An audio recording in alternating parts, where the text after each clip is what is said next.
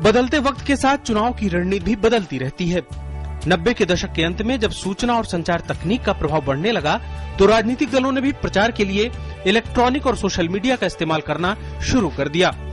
Media के बढ़ते प्रभाव में चुनाव के पहले ओपिनियन पोल का भी बोलबाला बढ़ने लगा और आज सोशल मीडिया के दौर में ओपिनियन पोल और भी प्रासंगिक हो गया है। दरअसल ओपिनियन पोल के जरिए मीडिया हाउस मतदाताओं के मिजाज को टटोलने की कोशिश करते हैं और चुनाव के बाद संभावित सरकार की भविष्यवाणी पेश करते हैं। 2004 के लोकसभा चुनाव के पहले अटल बिहारी वाजपेयी की एनडीए सरकार सत्ता में थी। लोकसभा चुनाव में भाजपा इंडिया शाइनिंग के नारे के साथ उतरी। चुनाव के पहले हुए ओपिनियन पोल में स्टार न्यूज ने एनडीए को 267 से 269 सीटें दी थी, जबकि एनडीटीवी ने एनडीए को 245 से 265 सीटें मिलने का अनुमान लगाया था। जबकि कांग्रेस के नेतृत्व वाली यूपीओ को स्टार न्यूज 169 से 181 सीटें दे रहा था और एनडीटीवी 180 से 200 सीटें दे रहा था। यानी कि एनडीए को बहुमत के नजदीक और यूपीओ को बहुमत से काफी दूर रहने का अनुमान लगाया गया था। लेकिन जब परिणाम आए तो नतीजा एकदम उल्टा निकला और कांग्रेस 145 सीटों के साथ सबसे बड़ा दल बनकर उभरी और 275 सीटों वाले यूपीए के साथ कांग्रेस के नेतृत्व में सरकार बनी। वहीं भाजपा को 138 सीटें मिली और एनडीए 185 सीटों के साथ बहुमत से काफी दूर था। इसी तरह 2009 के लोकसभा चुनाव के पहले कांग्रेस यूपीए की उपलब्धियों के साथ चुनाव मैदान में उतरी। इस चुनाव में स्टार और नीलसन के सर्वे में यूपीए को 204 सीटें दी जा रही थी तो एनडीटीवी भी यूपीए को 205 से 215 सीटें दे रहा था।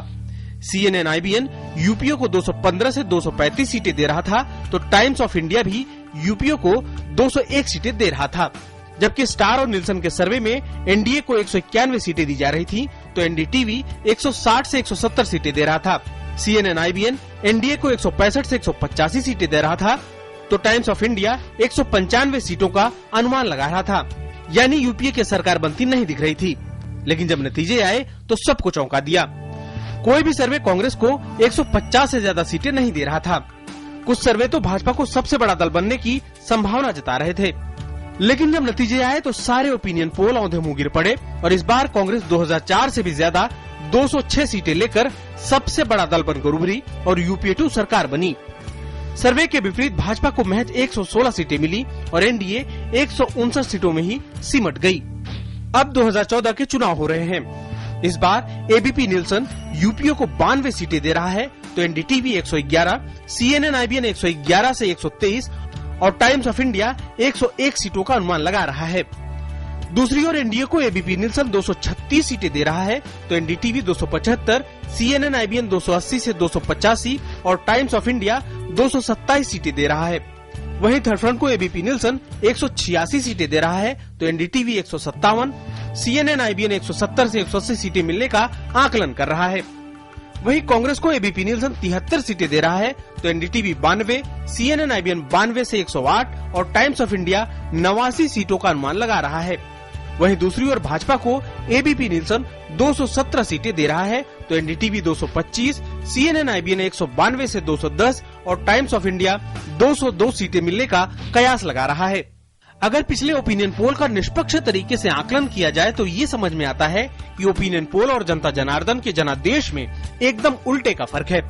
यही नहीं, पिछले कुछ सालों के विधानसभा चुनावों पर नजर डालें तो कुछ राज्यों को छोड़ दें तो ज्यादातर राज्यों के ओपिनियन पोल भी गलत साबित हुए। 2014 के चुनाव के साथ ही ओपिनियन पोल भी काफी चर्चा में हैं। अगर इन पर यकीन किया जाए तो भाजपा सबसे बड़े दल के साथ सामने आ सकती है और एनडीए की सरकार बनने की संभावनाएं हैं। ओपिनियन पोल गलत ही होते हैं ऐसा कहना भी सही नहीं होगा। कुछ एक मौकों पर ये सही भी हुआ है, लेकिन अभी तक पीछे का अनुभव यही कहता है कि ओपिनियन पोल में आंकड़ों की बाजीगरी पर जनता की राय हमेशा भारी पड़ी है। भारत जैसे विशाल लोकतंत्र के मूड को भांपना इतना आसान नहीं लगता। इस चुनाव में अगर कांग्रेस नेतृत्व वाली यूपीए और भाजपा की अगुवाई वाली एनडीए की अग्नि परीक्षा होनी है तो ओपिनियन पोल की विश्वसनीयता भी दांव पर लगी है। Ajay Vikram Singh, DD news.